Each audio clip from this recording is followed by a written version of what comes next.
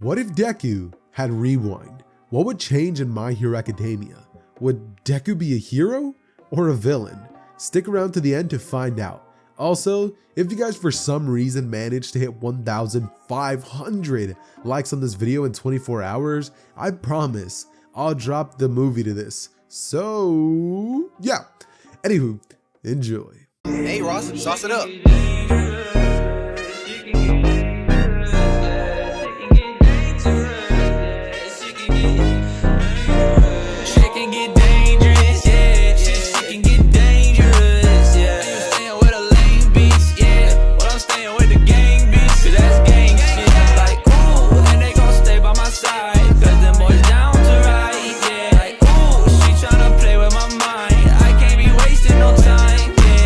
We start our story off with potentially the most adorable moment in all of MHA.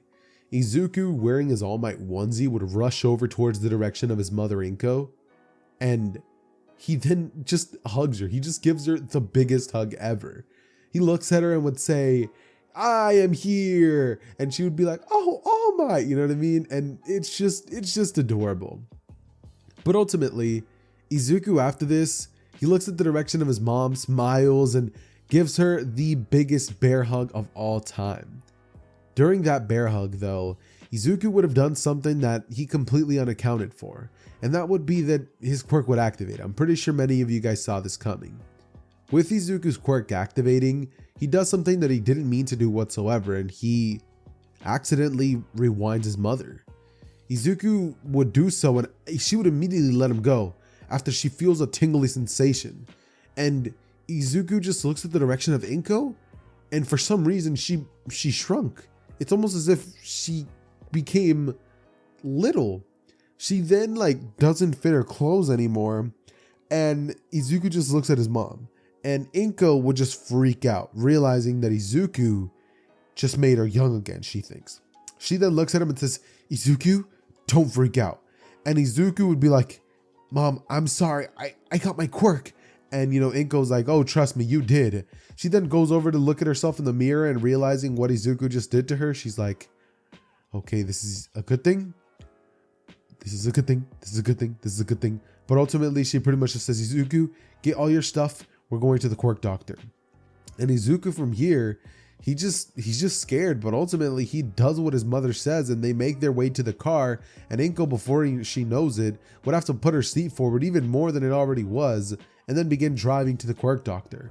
Once she arrives, the people would stop her and be like, "Hey, you're not allowed to come in here with your little brother." And she would say, "This is my son. His quirk activated, and it did this to me." And immediately the lady would be like, "You're kidding." And she'd be like, "Trust me. My name is Inko Midoriya. I have my ID right here." She shows it to the person, and the person would be like, "Oh wow."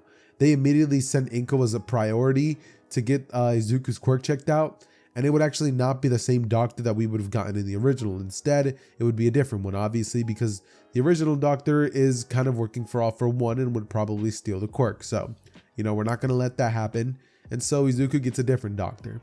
Immediately, a bunch of tests would be done, and Izuku would be told exactly what his quirk is. His quirk's name is going to be Rewind. And Deku has the ability to pull things back in time or forward in time, aka he can rewind things, or what's the opposite of rewind? Whatever the opposite is, that's what he can do. Oh yeah, by the way, before I continue on with the story, I do want to let you guys know really quickly that I have the meanest case of allergies right now. It's bad, okay? So if it sounds like I have allergies, or it sounds like I kind of have a stuffy nose, I genuinely apologize from the bottom of my heart. But no, can't do anything about it, and the grind don't stop. So yeah, I gotta make this video. But anyways though, continuing on with today's story, after this happens, Izuku would be told about this, and then Inko would be excited, she's happy for her son. And she asked the doctor if there's any way that they could reverse this, if there's any way that once Deku learns how to control his quirk, he can maybe fix this. And the doctor would say that it's of course possible, but that she should just look at this as a good thing. Izuku just added a bunch more years to her lifespan. And Inko smiles, saying that that is true, as she then pats him on the head and says to Izuku that he's gonna be a hero. He's gonna be able to stop so many villains. Imagine, Izuku, you put your hand on one of them and you take them back to when they were babies. They can't fight you anymore, right? And she even says maybe they can even restart their lives. And Izuku, after hearing that, would think to himself like, yeah, maybe I could do that. You know what I mean? He gets a little bit excited, but ultimately he still does feel kind of afraid of his quirk, just due to the fact that, he did rewind his mom, and the doctor would kind of tell him the real danger of his quirk, that he could potentially rewind somebody to before they were born. So he needs to be very, very careful with that quirk, saying that he needs to use it very scarcely, like not to overdo it and not to just be spamming this quirk all over the place. Izuku, after hearing that, would kind of feel a lot more scared at using his quirk, but ultimately he would decide that the best course of action for now is probably just not to use it. He goes to school the very next day, and kids would be asking him, "Hey Izuku, did you finally get your quirk?" And Deku would say, "I did. It's called Rewind." And Bakugo would say, "Huh, what's that? Some sort of a time quirk?" And Deku says, "Yeah, I guess." As Bakugo would say, "Show me." And Deku would say, "Well, I don't really know how to control it." Bakugo would let it slide because obviously, he's a kid. Obviously, he might not know how to control it. So I'd be like, "Well, just show me when you can." And ultimately, Izuku would continue hanging out with his group of friends. However, because Izuku just literally never shows his quirk off, Bakugo would eventually end up accusing Deku of not having a quirk, and eventually over time, they would stop hanging out less and less. Deku would just keep to himself, but ultimately by the point that they get towards the area of like, let's say 6th grade, Bakugo eventually would press Deku and would tell him that he is a loser, saying that he's a quirkless nobody and that this whole time he's probably just been lying about having a quirk, that nobody believes him, and he better show it off or he can just like be a loser for the rest of his life. And Izuku's just like, "Fine, Bakugo, you want me to show my quirk off so bad? And I guess I will." As from here, Bakugo would say, "Yeah, show it." And he then pushes Deku, who like would fall. And as he's falling, he accidentally activates his quirk, but he falls onto one of the old lunch ladies. And as he does so, he literally reverts her back to when she was in her prime, like 20-year-old, from like 50 something to 20. Like, bro just took her back to her prime, back when she was desirable as a woman. And she just looks at herself, drops Izuku, and runs out of that school. She literally never turns back. She begins telling everybody about what she saw. And after Bakugo realizes that Deku did have a quirk all this time, he would feel kind of bad and also would feel kind of proud of himself for finally realizing that, okay, maybe he does have a quirk, But ultimately, Izuku would go to school for one more week when suddenly, out of nowhere, this story of a girl who was literally brought back in terms of her age would pop up, and she would say that it was a student at the middle school she used to work at, right? As everybody would be like, "What was his name?" And she says, "Izuku Midoriya. He's the kid who turned me back. I can't thank you enough. If you're watching this, kid, thank you." Deku would be watching this video as like this would be happening, and eventually Izuku would be called up to the office.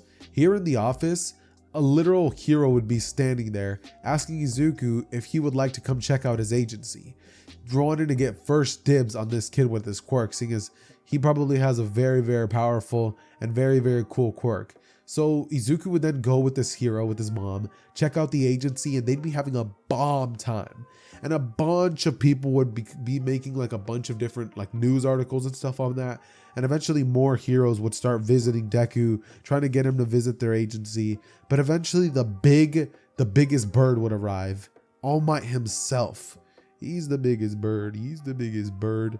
And when All Might arrives, he immediately goes up to Izuku and would like put his hand on his shoulder and be like, "Hey, been looking for you, young man. I have a favor to ask of you.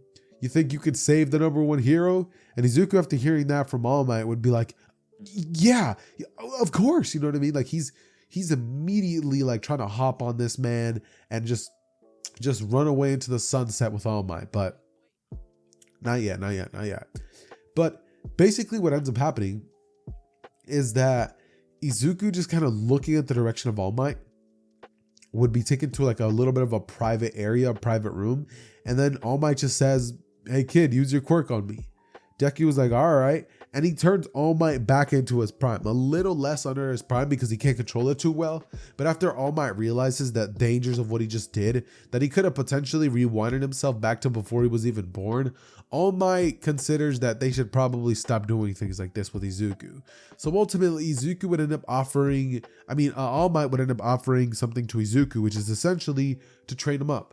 All Might ends up offering to Izuku the opportunity of a lifetime to train with real pro heroes, to have the opportunity to learn from people like Aizawa, the opportunity to learn from people like All Might, Endeavor. Like, they could all train him in a private facility, and Deku could even get like as much like he could literally have anything he wants. Like, Izuku just saved the number one's life. Like, he's indebted to them, he feels. So, Inko, the single mother that she is in this timeline, would accept this offer immediately, and they would go off to live in All Might's house, where All Might would treat them to a bedroom and everything that they could possibly need.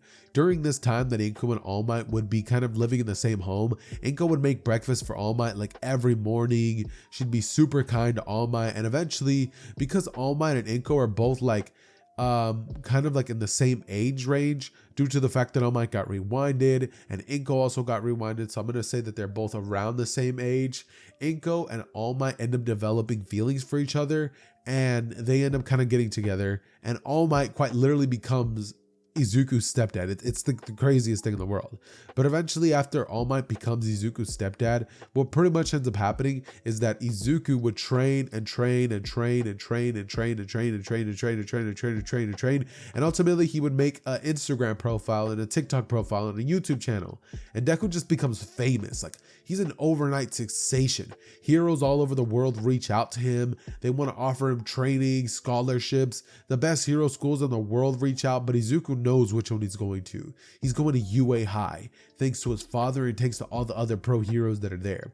And Deku would even bring back retired pro heroes, making them young again once he finally understands his quirk. So Gran Torino, yeah, he's coming back. Recovery Girl, oh yeah, she's back. And we're talking like old like heroes like that would have just barely retired. They were given their primes back. And having the fact that they have so much time with their quirks, and now they're young again and they have their quirks at their max potential again, it's just, bro, it's insane. Just know that. But ultimately, Deku is just growing up as like the coolest kid ever. And Deku would finally end up, after so many years of just this process and this routine over and over, would finally make it into UA, becoming like the most popular person, getting in through recommendations almost immediately. And the day that he would enter his first day for UA High, when he walks into the classroom, Bakugo, upon, seeing Izuku, would kind of scoff internally, being like, that show-off finally shows up. Thinks that just because he has a cool quirk, he's going to do anything he wants. Can't wait to crush him. Just because he can rewind people don't mean that he's strong. And ultimately, everybody except for Bakugo would be all over Deku, like be like, oh, what, like, how old are you, like, what's your quirk, like what's it like being All Might's stepson, like, yada yada yada yada yada. And Izuku ultimately would just be like, oh, it's great, like being All Might's like stepson is like the best thing ever. I get access to everything he has, and having the social media platforms I do allows me to get access to tons of revenue. And everybody just goes crazy until ultimately Aizawa would finally end up arriving, calming them down as he tells them about the apprehension exam for the quirks and stuff. And then he would toss a ball over towards Bakugo, who tosses it, and everybody would get excited, leading Aizawa to threatening expulsion. Ultimately though, Deku doesn't end up having to take this test because Aizawa already knows that Deku is literally him. So because of that, everybody would kind of be like, oh, like, I guess we kind of get it. We have seen Deku's quirk in action, and we know what he's kind of like. He uploads videos of him training every now and then.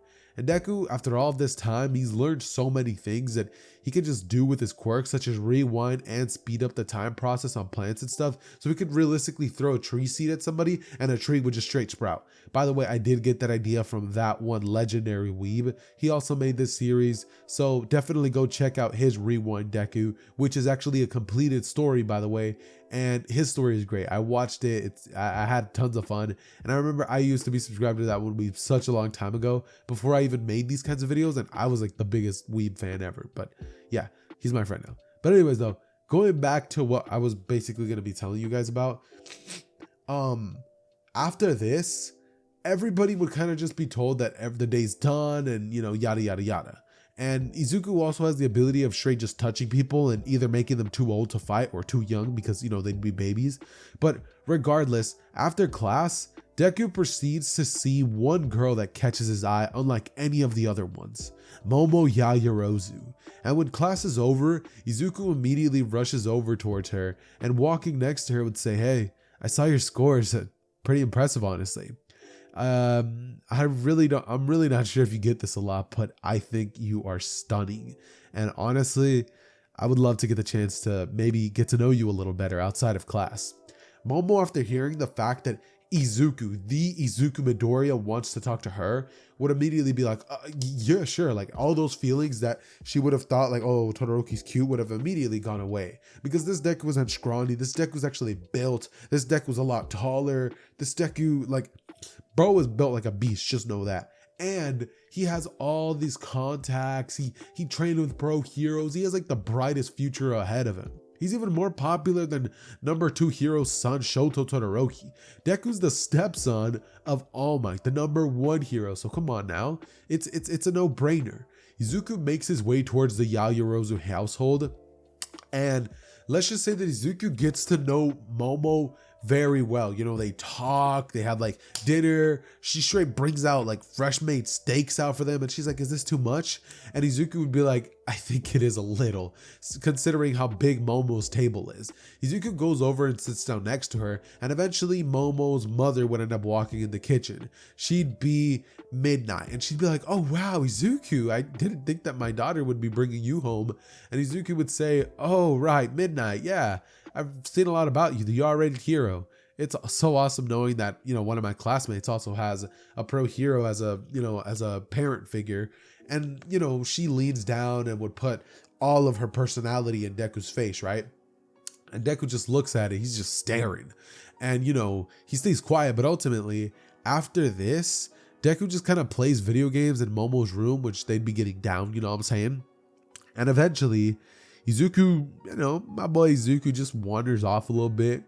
He sees Momo and, he comes back into the room or no, not Momo, but he sees Midnight. And let's just say that Izuku, might accidentally trip and just accidentally start studying with Midnight a little bit. Just a little bit, you know what I'm saying? Just a little bit. But ultimately, after, the study session would be done, she was basically just talking to him, saying how great it is to meet him and all that stuff. Just the basics. But regardless, though, after this does end up happening, Deku closes the room behind himself with Momo. And, they talk, they do basic teenager stuff, mwah, mwah, mwah, mwah, mwah. But that's basically it.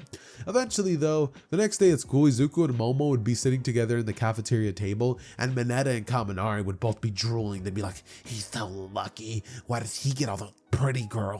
Mineta would be thinking to himself, just being an absolute pervert like usual. But basically, what would pretty much end up happening is that Izuku pretty much just ends up going to, to class and stuff like that. And it's here where Izuku meets the legend himself, All Might. Just kidding. He sees him every day at home. So Izuku's not shocked. But ultimately, All Might would go on to tell the entirety of the class about the fact that they're all going to be taking a 2v2 battle exam thing, and he would then end up revealing to them their costumes. Deku's costume could be up to your own interpretation, just considering the fact that I really, really don't feel like making a costume for Deku right now. So his costume could either be the original costume or whatever you guys can picture in your mind. And after this, we're basically going to be having... we're basically just going to be having Deku get down. Like, he just gets down. His teammate, let's say that his teammate is Momo Yaoyorozu, just to keep things simple, and that the person he's going to be fighting is Bakugo Katsuki, or Katsuki Bakugo, and Tenya Ida, right? As soon as the match starts, Bakugo would quickly just be quick to assert his dominance with Ida, and then be like, "Look, Four Eyes, take care of the bomb. I'm going to take care of some business." as you know, he goes off and tries to take out Deku, but come on, bro, it's just not gonna work. In the original, we saw that Bakugo came in guns blazing with a big right hook, and I think that he would do so just like he did in the original. However, this time when Deku catches the arm of Bakugo after he throws the big right hook, Deku just holds his arm and rewinds him to when he was a baby. Bakugo would almost fall to the ground, but Deku catches him and he would pass him over towards Momo, who would create one of those little baby cradle things that she would put him on Deku's back. Bakugo would literally be crying on Deku's back, and Izuku would just be laughing at the fact that Bakugo is now nothing but a little baby. Bakugo has literally had his pride reduced to zero at this point, and Izuku would eventually make his way into the room where Ida was at, as Ida would begin evil villain monologuing, and Izuku would look towards the direction of Momo as he would tell her if she could create that thing he asked. And she would do so. She then grabs this thing of ice, like this ball that can like turn the temperature of a, or no, not like a ball of ice, but like this ball that like if you throw it, it's a gadget that just spreads like ice, like slushy ice all over the floor. And it does so. Then Izuku looks towards Ida and says, try to run. And Ida just knows, like, he literally can't run, bro, because bro will literally slip. Like his only weakness, slipping. Like I literally could have just had Deku throw a bunch of bananas everywhere, but I feel like that would have not made as much sense as the ice. But ultimately, Deku would then hand-to-hand combat Ida in front of Momo, and let me tell y'all, it would be purring. But basically, what pretty much happens after this is that Izuku would finally finish the combat portion, and the students end up saying that Izuku was the MVP for that battle. Following this, Deku would ask Momo if she wants to hang out after class again, and she says that she's busy. So ultimately, Izuku ends up talking to a different classmate. Who should the lucky lady of the day be today? Let's say Uraraka, because like why not? Deku talks to Uraraka. You know, they have a nice little conversation. Ida tags along, and he makes himself a new little cool friend group. Ultimately though, after the class ends, Bakugo would say that without that quirk, Deku would be nothing, and Deku would say that same goes to him. Without his explosion quirk, Bakugo could never dream of beating him in a fight. And Bakugo would say anytime, any place. Deku says, oh, that's perfect. There's an alleyway over there if you want to go. And Bakugo, like, bro, literally rolls up his sleeves and would begin getting ready to face off against Deku. It's really, really sad considering the fact that Bakugo's whole personality is just, it's all based off his quirk. He's an explosive kid, you know what I mean? He gets mad fast. He's easy to temper. He explodes fast. Bet you bro even busts fast. But huh? What? Who said that? But anyways, continuing on with the story, Deku just looks at Bakugo, who would immediately crack his knuckles and neck, and then would rush in saying, you ready? Coming in with a punch, which Deku would parry, then throwing a punch of his own, dodging a punch from Bakugo, taking a punch to the face from Bakugo, and then ultimately hitting him with a 1-2 uppercut combo as, you know, Bakugo falls onto the ground like being completely stunned, and then Deku with a kick just straight bam, boots bro in the nose, causing Bakugo's vision to get blurry, and then grabbing a trash can like lid on the side of him would just bang it on the side of Bakugo's head, proceeding to then rewind him to before Deku caused all that damage. And then Bakugo would be like, there's no way, like, you genuinely just beat me without a quirk. He would stand up and bro, with his pride broken, just turn into a complete beta male. Bro begins to walk home with like he has a stick up inside him, you know what I mean? And he just makes his way there, you know what I mean? Just completely like just the biggest beta in the world, just know. But pretty much following this altercation, Deku then makes his way towards class the next week, and it would be on this particular day that they would all be told about the USJ. Now, the USJ event would be kind of an interesting topic to cover, just considering the fact that this time around Deku does have a little bit of a different situation than in the original. I mean, I could start things off and say like, oh, Izuku like does something with Kurogiri, but honestly, in any way that I think that I could try to do that, I don't think Deku could get close enough to Kurogiri to do anything. So I'm thinking that all of the villains, you know what I mean, all the villains inside of the water just pretty much get rewinded back to when they were, or I don't know, because I feel like that would drown them. So I think instead, the second that they see Deku, they'd be like on high alert, and one of their goals is actually to capture Izuku, since he has a very powerful potent quirk. But ultimately, Deku tells them that with one touch of his hand, if he puts his hand in the water, he'll turn them on to babies and they'll drown. And they would immediately get scared. So they would turn into beta males real quick. And Deku would tell them that if they want to live, they can either get out with their tails between their legs, line up, sit down, and just shut up. And they do so. not wanting to get, rewinded at all. And then Izuku tells Mineta to throw a bunch of sticky balls at them. So he does so, and they would all just be stuck to each other, so they can't fight back anymore. And ultimately, after this happens, Izuku blitzes over towards the direction of Aizawa, superhuman stain-like speed and in use at the moment, as he then blitzes behind Aizawa and asks him if he needs a little help. Aizawa would say, "What does it look like, problem child?" And Izuku would laugh, before then healing Aizawa till before he even took any damage at all, and his eyes now feel like refreshed, you know what I mean? And then Aizawa just continues bodying these people, and Deku would be like, "Let me borrow this," grabbing onto a little piece of Aizawa's scarf, throwing it at one of the villains, using it perfectly with Aizawa, and then knocking him out. Ultimately then going on to just use his rewind quirk to just tap villains and literally one-shot them. Eventually though, Shigaraki, bro, starts scratching his neck, absolutely fiending at the fact that Deku is like defeating anybody at all and that he's there in front of him. Shigaraki starts saying that his master's been talking quite a lot about him, and he hates that. He would say, "Nomu, destroy." And the second the Nomu blitzes at Deku and throws a punch, Deku quickly dodges, barely mind you, he dodges by the hair on his chin. And then Deku touches Nomu on the stomach, causing the Nomu to just turn right back into his humanoid form before he was even turned into a Nomu or even died. And this human would just like literally sit there and be like, I'm alive. The pain, it's over. Deku then looks towards Shigaraki and says, "Did you turn this dude into that monster? Like, how could you?" And he just looks at Shigaraki and says, "You don't even deserve a second chance."